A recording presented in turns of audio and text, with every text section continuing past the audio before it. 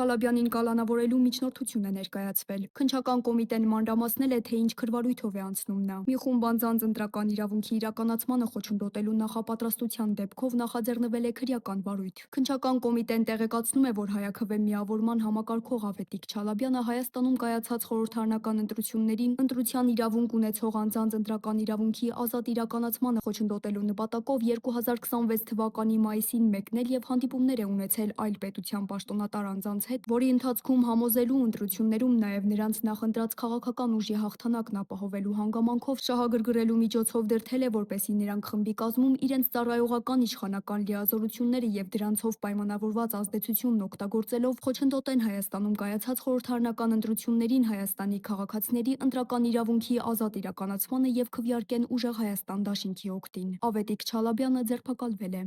Հավանիչ տեսանյութը եւ բաժանորդագրվիչ նորությունները բաց չթողնելու համար։